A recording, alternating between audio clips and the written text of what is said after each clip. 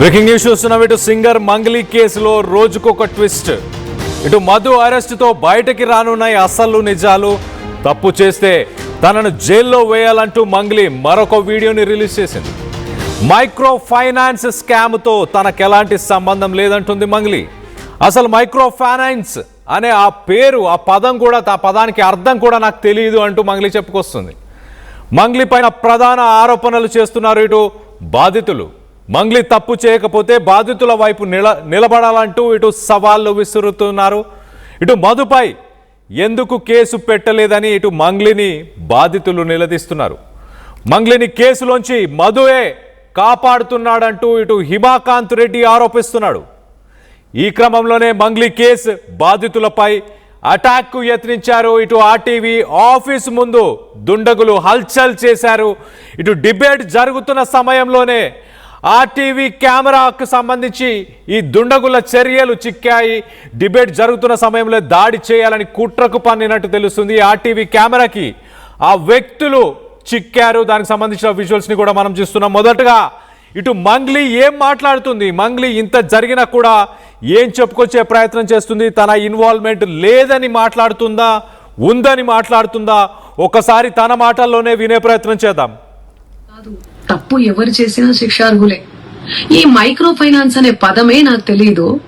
అలాంటిది నేను ఇంత పెద్ద కుట్ర చేశాను అనే అభియోగాలు నాపై రావడం నన్ను చాలా దిగ్భ్రాంతికి గురి చేసింది. నన్ను ఆదరిస్తున్న తెలుగు కుటుంబ సభ్యులకు మళ్ళీ చెప్తున్నా, మీ మంగ్లీ ఎలాంటి తప్పు చేయలేదు. ఈ కేసుకు నాకు ఎలాంటి సంబంధము లేదు. అబద్ధాన్ని అబద్ధమని చెప్పి ఇంత గొంతు చింపుకొని చెప్తున్నా కూడా నాపై బురద చల్లడం ఆగడమే లేదు. అందుకే ప్రతి చేతిలో ఉన్న మొబైల్ కు, రిమోట్ కు నా మొర చెప్పుకుంటున్నాను. చట్టాన్ని గౌరవించే పౌరురాలిగా బాధితులకు న్యాయం జరిగేందుకు, దర్యాప్తు అధికారులకు సహకరించేందుకు నేను సిద్ధంగా ఉన్నానని మీకు విజ్ఞప్తి చేసుకుంటున్నాను. మంగ్లీ ఎలాంటి తప్పు చేయలేదు, చేయదు కూడా. ఈ మైక్రో ఫైనాన్స్ కేసు చీటింగ్ కంపెనీకి డబ్బులు వసూలు చేసిన వివాదంలో నాకు ఎలాంటి సంబంధం కూడా లేదు. చట్టం ఎవరికి మైక్రో ఫైనాన్స్ అనే పదమే నాకు తెలియదంటూ ఇటు మంగ్లీ మాట్లాడుతుంది. అసలు నాకు ఎలాంటి ఇన్వాల్వ్మెంట్ లేదు, నా మీద బురద చల్లే ప్రయత్నం చేస్తున్నారు. నేను కుదిరినంత దాని గురించి నేను ఎక్కడైనా సాక్ష్యానికి రావడానికి సిద్ధంగా ఉన్నానంటూ ఇటు మంగ్లీ చెప్తుంది. మరో పక్కన రైట్ సైడ్ బాక్స్లో మనం చూస్తున్నాం ఇటు మధుని అరెస్ట్ చేసిన విజువల్స్ని మనం చూస్తున్నాం. మధు అరెస్ట్ తర్వాత కీలక విషయాలు బయటకు వచ్చే అవకాశం ఉంది. మధు మాత్రం మంగ్లీని కాపాడే ప్రయత్నం చేస్తున్నాడు అంటూ ఇటు బాధితులు చెప్పుకొస్తున్నారు. మంగ్లీని కాపాడే ప్రయత్నం చేస్తున్నాడు మధు అంటూ. అలాగే ఇప్పుడు అరెస్ట్ తర్వాత పోలీసులు తమదైన స్టైల్లో ఇటు మధుని ఇంటరాగేట్ చేస్తే ఖచ్చితంగా నిజాలు బయటకు వస్తాయి. మంగ్లీ పాత్ర ఎంత ఉంది, మంగ్లీ పాత్రతో పాటు మంగ్లీ సోదరుడి పాత్ర ఎంత ఉంది, వీటన్నిటికీ సంబంధించిన డీటెయిల్స్ అన్నీ బయటికి వస్తాయంటూ ఇటు బాధితులు చెప్తున్నారు.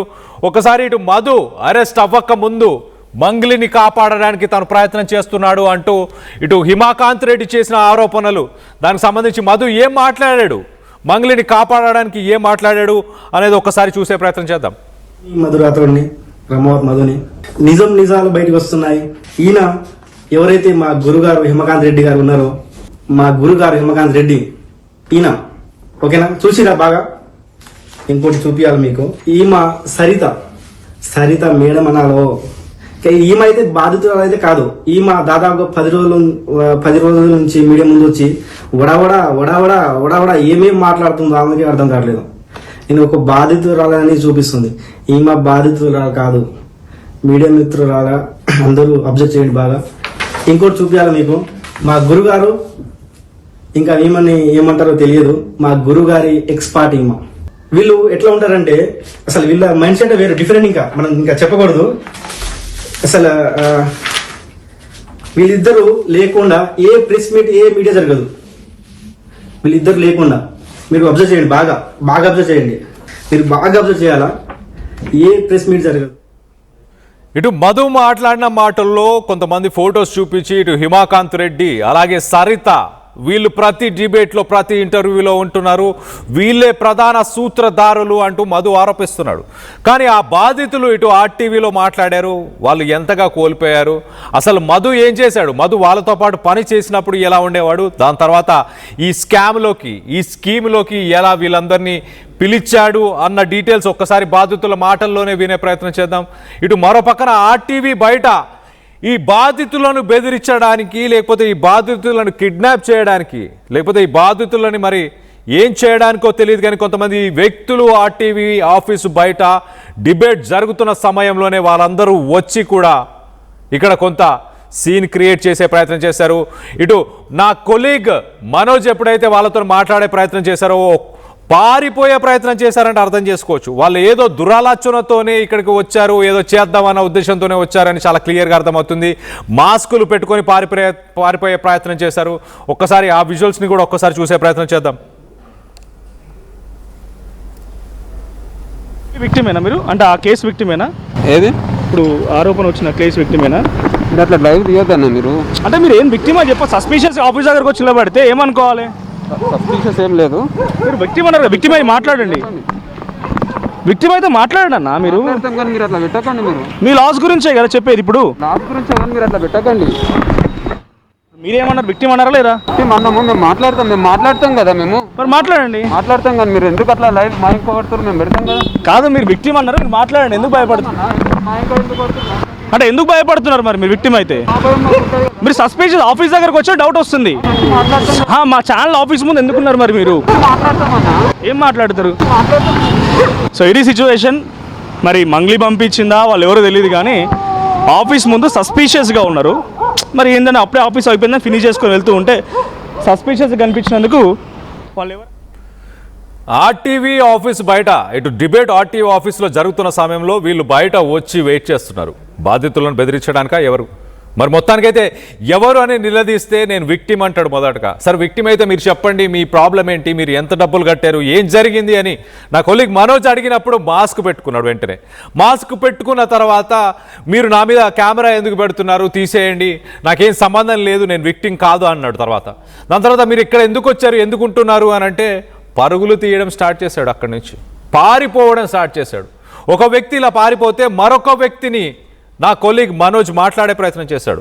ఇతనితో పాటు ఉన్న వ్యక్తే మీరిద్దరు ఎందుకు వచ్చారు ఏంటి అని నా కొలీగ్ ప్రశ్నించినప్పుడు ఆయన ఇచ్చిన సమాధానాలు ఏంటో ఒక్కసారి చూసే ప్రయత్నం చేద్దాం. సో ఇంకొంతమంది ఆఫీస్ దగ్గరే ఉన్నారు. నా ఆఫీస్ దగ్గరికి మళ్ళీ వెళ్తున్నా. మీరు అప్పటి నుంచి ఆఫీస్ దగ్గర ఉన్నారు కదా, మీరు కూడా విక్టిమ్ అని అన్నారు. ఆయన ఎవరు ఇందాక మీతో వచ్చిన? ఎవరు మీతో పాటు వచ్చిన ఆయన? నాతో రాలే. మీరే అన్నారు కదా ఇద్దరం కలిసి వచ్చినామని. ఇందాక రికార్డ్ అయింది, అది కూడా రికార్డ్ ఉంది. ఇద్దరం కలిసి వచ్చినామని అన్నారు కదా, రికార్డ్ ఉంది. ఇంకో ఆయన కలిసి వచ్చినాము. మీరెవరు అసలు? అప్పటి నుంచి ఆఫీస్ దగ్గర వెయిట్ చేస్తున్నారు.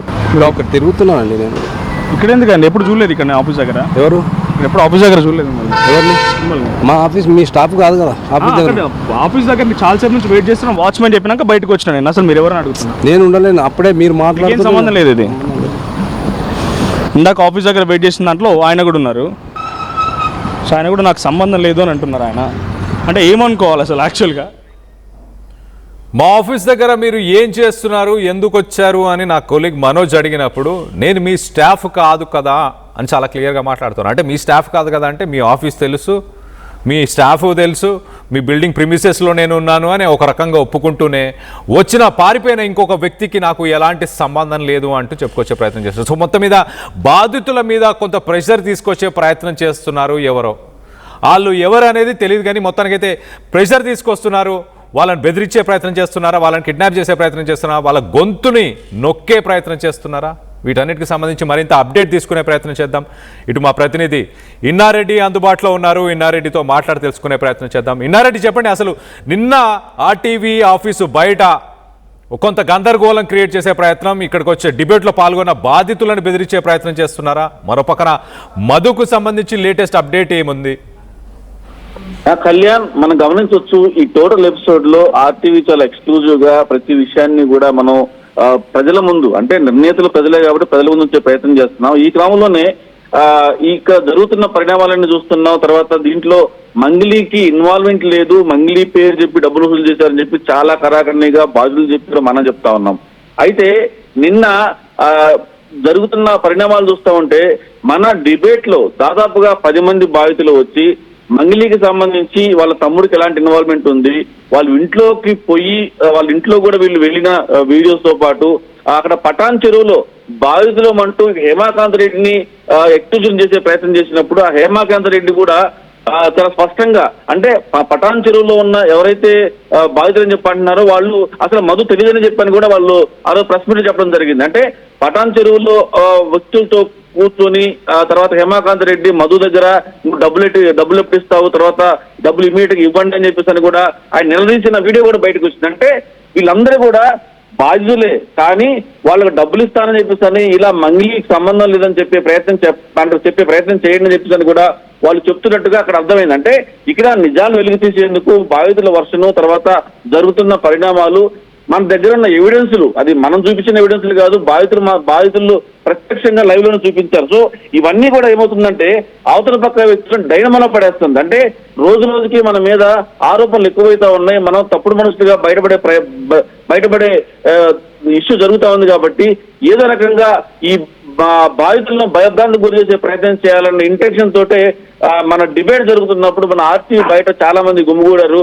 మరి వాళ్ళు బయటకు వస్తే వాళ్ళని ఏం చేయాలని, అటాక్ చేయాలనా, లేకపోతే వాళ్ళని తీసుకుపోయి కిడ్నాప్ చేయాలనా, తర్వాత అంటే వాళ్ళ ఇంటెన్షన్ ఏంటో కూడా మనకు చాలా స్పష్టంగా అర్థమవుతా ఉంది. ఖచ్చితంగా ఈ విషయంలో పైన డిబేట్ జరుగుతున్నప్పుడు వాస్తవాలు చెప్పడం, సాక్ష్యాధారాలు చూపించడంతో ఒక రకమైన సెల్ఫ్ డిఫెన్స్ లో పడ్డారు అవతల పక్క వ్యక్తులు. అది నేను మంగిలి అని చెప్పాను, తర్వాత ఎవరు చేస్తారని చెప్పాను, మొత్తం మీద ఒక గ్యాంగ్ మధుకు సంబంధించిన గ్యాంగ్ కూడా అయ్యి ఉండొచ్చు. ఈ క్రమంలోనే అంటే మన లైవ్ డిబేట్ జరుగుతున్న క్రమంలోనే మధు అరెస్ట్ అవ్వడం జరిగింది. సైబరాబాద్ పోలీసులు సైబరాబాద్ కమిషన్ పరిధిలో కేసు నమోదు అవటం, తర్వాత మధుని అరెస్ట్ చేయడం జరిగింది. మధు అరెస్ట్ అయ్యాడు కాబట్టి ఇప్పుడు బాల్ అనేది పోలీసు చేతులకు వెళ్ళింది. హైదరాబాద్ పోలీసులు తర్వాత తెలంగాణ పోలీసుల చేతిలో పడ్డ తర్వాత ఖచ్చితంగా మనం ఏమైతే నిజాలు మనం పబ్లిక్ ముందు ఉంచామో ఆ నిజాలకు సంబంధించి వాస్తవాలను బయట పెట్టడానికి తెలంగాణ పోలీసులు ఖచ్చితంగా ముందుంటారు. దాంట్లో చాలా విషయాలు బయటకు వస్తాయి. ఇప్పుడు నాకు సంబంధం లేదు, దీని ఏంటి ఇన్వాల్వ్మెంట్ లేదు అని చెప్పని పబ్లిక్ ముందు చెప్పుకోవచ్చు, కానీ పోలీస్ ఇన్వెస్టిగేషన్ లో ఖచ్చితంగా చాలా విషయాలు తేలుతాయి. పోలీస్ ఇన్వెస్టిగేషన్ లోనే ఇవన్నీ కూడా బయటపడే అవకాశం కనిపిస్తా ఉంది. కళ్యాణ్, మొత్తం మీద ఒక ప్లాన్ ప్రకారం పైన డిబేట్ లో వాస్తవాలను లైవ్ లో చూపిస్తున్నాము, వాస్తవాలను చెప్తా ఉన్నారు, అదే కాకుండా ఎవిడెన్స్ కూడా చూపిస్తా ఉన్నారు. ఇవన్నీ చూపించిన తర్వాత అవతల పక్క వ్యక్తులు డైనమాలో పడి వాళ్ళని అటాక్ చేయాలనే ఉద్దేశం నేను అనుకుంటున్నాను. తర్వాత ఈ విషయాన్ని మనం పోలీసు దృష్టి కూడా తీసుకెళ్తున్నా ఉన్నాం. తర్వాత వాళ్ళు ఎవరు, వాళ్ళ డీటెయిల్స్ అని మీకు తెలుసా అని చెప్పి పోలీసులు అడిగినప్పుడు సార్ వాళ్ళు ఎవరు గుర్తులేని వ్యక్తులు పైన డిబేట్ జరుగుతున్నప్పుడు బయట గుంపులుగా వెయిట్ చేశారు, మీరు కెమెరా పెట్టగానే వాళ్ళు పరారయ్యారు. మనోజ్ వాళ్ళు ప్రశ్నిస్తున్నాం అన్నాడు. ఒకప్పుడు బాధితులు అంటారు, తర్వాత మేము కాదు అంటారు, తర్వాత కలిసి వచ్చామంట. అంటే ఆ చెప్పే మాటల్లో పొంతం లేకుండా పోతుంది. కాబట్టి ఖచ్చితంగా మైండ్ లో ఒక ఇంటెన్షన్ పెట్టుకొని వాళ్ళు ఏదో ఒక హడావుడి సృష్టించడమో, గడబడి చేయటమో, లేకపోతే బాధితులు అటాక్ చేయటమో, బాధితులు కిడ్నాప్ చేయటమో ఏదో ఒక ఇంటెన్షన్ వచ్చారు. కాకపోతే అక్కడ మన కెమెరా అలర్ట్ అవడంతో పరారయ్యారు. స్పష్టంగా మన కెమెరా నిజంగా వాళ్ళకి సంబంధం లేదు, వాళ్ళు ఎవరో తెలియదు, ఏదో మేము చూడటానికి వచ్చామని చెప్పంటే నిలబడి చెప్పాలి. కానీ అవుతున్నారంటేనే ఖచ్చితంగా దాంట్లో వాళ్ళ ఇంటెన్షన్ వేరే ఉంది. ఖచ్చితంగా అటాక్ చేయడానికో లేకపోతే ఏదన్నా గడిబడి సృష్టించడానికి వాళ్ళు గుంపులుగా వచ్చినట్టుగా మనకు చాలా స్పష్టంగా అర్థమవుతా ఉంది. మరి ఈ విషయం మీద మనం పోలీసు దృష్టి కూడా తీసుకెళ్ళడం జరుగుతా ఉంది. ఖచ్చితంగా వాస్తవాలు బయటపెట్టే క్రమంలో ఎవరు ఎలాంటి అటాక్ చేసినా కూడా ఆర్టీ ఎట్టి పరిస్థితుల్లో భయపడే ప్రసక్తి లేదు. ఇలాంటి విషయాలను పబ్లిక్ ముందు ఉంచుతాం. ఒక విషయం చెప్పాలి కళ్యాణ్, మా ఫస్ట్ నుంచి మనం చెప్తా ఉన్నాం, మధుకు సంబంధించి సర్టిఫికేట్ దాదాపుగా ప్రతిసారి కాల్ చేస్తూ ఉన్నా. మేము ఒక వర్షం ఇస్తున్నప్పుడు ఖచ్చితంగా మీ వర్షం కూడా చెప్పండి. మా ఆర్టీవీ ఇంటెన్షన్ ఇరువైపులా వర్షం పబ్లిక్ ముందు ఉంచడం అనేది మా అని చెప్పంటే సరే సార్ వస్తాను సార్, రేపు వస్తాను కానీ ఆయన కెమెరా ముందు రావడానికి భయపడతా ఉన్నాడు. అలాగే మధు కూడా పొంతం లేని వీడియోలు క్రియేట్ చేస్తా ఉన్నాడు. నిన్న ఇక్కడ 2 విషయాలు మనం గమనించాలా కళ్యాణ్.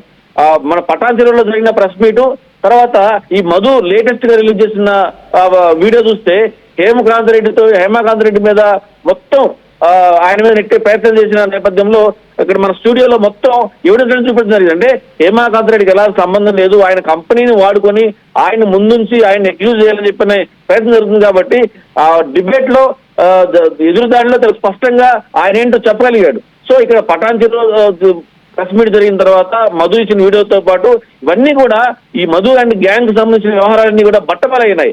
సో ఈ నేపథ్యంలోనే వాళ్ళు ఈ రకమైన దాడికి ప్రయత్నం చేశారు, కిడ్నాప్ ప్రయత్నం చేశారు, గడబడి చేయాలనో లేకపోతే ఏదో కిషన్ క్రియేట్ చేసి అటెన్షన్ డైవర్షన్ చేయాలని. ఇప్పుడు మనం చూస్తా ఉన్నాం, ఈ మంగిలి కేసు ఒకటి, మంగి మీద ఆరోపణలు వస్తా ఉన్నాయి, మరోపైన మధు కూడా తప్పించుకుని తిరుగుతున్నాడు, మరోపైన సిఐడి కేసు ఉంది.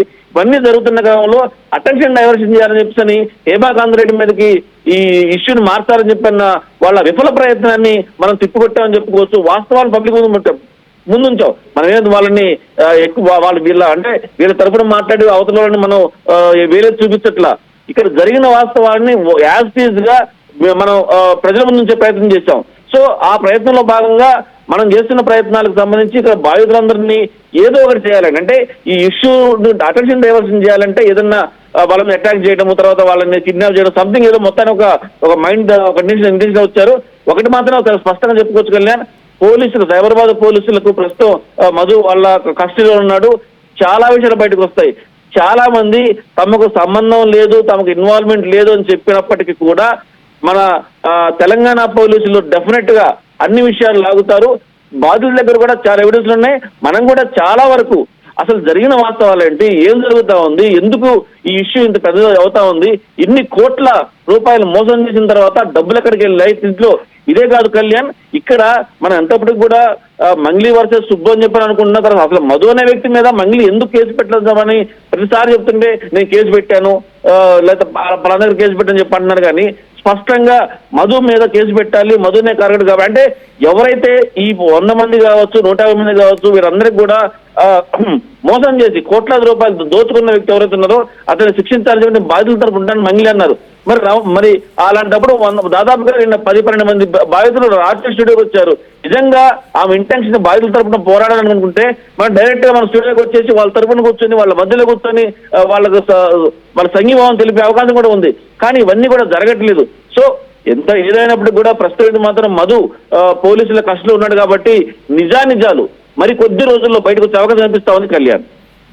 Right in Reddy, thanks for the latest update. మొత్తం మీద మంగ్లీ ఇప్పటిదాకా నాకు ఈ ఇష్యూకి, ఈ స్కామ్కి, ఈ మైక్రో ఫైనాన్స్కి నాకు ఎలాంటి సంబంధం లేదని చెప్పుకొస్తుంది.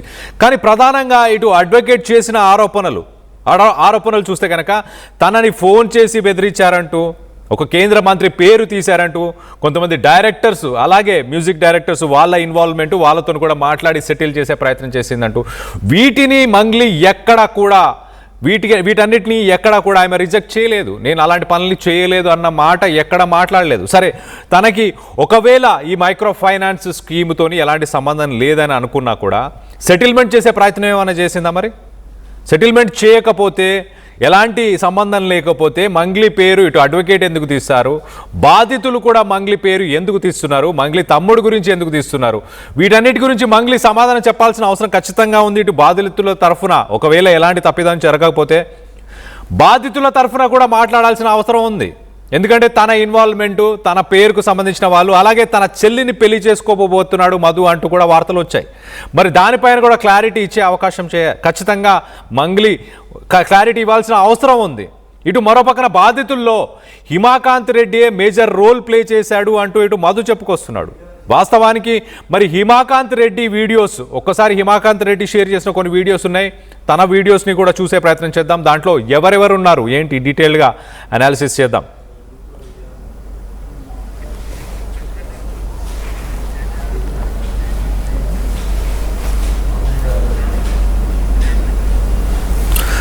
రైట్, ఇది మంగ్లీకి సంబంధించిన గెస్ట్ హౌస్, మంగ్లీ ఫ్లాట్ అంటూ కూడా మాట్లాడుతుంటాడు. అదే ఫ్లాట్లో, అదే గెస్ట్ హౌస్లో ఇటు మధు అక్కడ కూర్చొని మరి భోజనం చేస్తున్నాడు. మధుకి మంగ్లీకి ఎలాంటి సంబంధం లేదా? ఇటు మంగ్లీ చెల్లిని మధుకిచ్చి పెళ్లి చేద్దామని అనుకోలేదా? ఒకవేళ అనుకోకపోయి ఉంటే మరి మంగ్లీకి సంబంధించిన ఫ్లాట్లో మధు ఏం చేస్తున్నాడు? హిమాకాంత్ రెడ్డి తీసిన ఆ వీడియోస్ని మనం చూడొచ్చు. హిమాకాంత్ రెడ్డి రాత్రి వేళ అక్కడ కూర్చొని ఆ ఫ్లాట్కి సంబంధించిన విజువల్స్ అన్నీ తీస్తున్నాడు. ఇటు డైనింగ్ టేబుల్ మీద మధు కూర్చొని డిన్నర్ చేస్తున్న వీడియోస్, భోజనం చేస్తున్న ఆ వీడియోస్లో మనం చూడొచ్చు చాలా క్లియర్గా. హిమాకాంత్ రెడ్డి ఇటు మధుకి మంగ్లీకి ఉన్న రిలేషన్ని ఎగ్జిబిట్ చేస్తున్నాడు, చాలా క్లియర్గా చూపించే ప్రయత్నం చేస్తున్నాడు. మరో పక్కన ఇటు మంగ్లీ మాట్లాడే మాటలు అసలు సంబంధం లేకుండా, పొంతన లేకుండా ఉన్నాయి అంటూ ఇటు బాధితులు చెప్పుకొస్తున్నారు. తమని మోసం చేశారు ఒక మైక్రో ఫైనాన్స్ స్కీమ్లో అంటూ బాధితులు చెప్తున్నారు. ఇటు మంగ్లీ ఫ్లాట్లో మరి మధు ఏం చేస్తున్నాడు? సెటిల్మెంట్ చేద్దామన్న ప్రయత్నం మంగ్లీ చేసిందని మీరు భావిస్తున్నారా? దీనికి సంబంధించి మీరేమనుకుంటున్నారు? మీ అభిప్రాయాలని కింద కామెంట్ రూపంలో తెలియపరచండి. మంగ్లీకి ఎలాంటి సంబంధం లేదని మీరు భావిస్తున్నారా, లేకపోతే మంగ్లీ ఇన్వాల్వ్మెంట్ ఖచ్చితంగా ఉందని మీరు భావిస్తున్నారా? ఒకవేళ ఎలాంటి ఇన్వాల్వ్మెంట్ లేకపోతే మంగ్లీ ఫ్లాట్లో మధు ఏం చేస్తున్నాడు? ఎలాంటి రిలేషన్ ఉంది మధుకి అలాగే మంగ్లీ ఫ్యామిలీకి? దీనికి సంబంధించి మీ అభిప్రాయాలు ఏంటనేది కింద కామెంట్ రూపంలో తెలియపరచండి. అలాగే మధు పోలీసుల కస్టడీలో ప్రస్తుతానికి ఉన్నాడు. మరిన్ని నిజాలు, విస్తుపోయే నిజాలు రానున్న కొన్ని గంటల్లోనే ఇటు మధు వెల్లడించబోతున్నాడు. దీనికి సంబంధించి RTV ఛానల్ని చూస్తూ ఉండండి. లేటెస్ట్ అప్డేట్స్ని మీకు ఇచ్చే ప్రయత్నం చేస్తాం. మీ అభిప్రాయాలను కూడా కింద కామెంట్ రూపంలో తెలియపరచండి.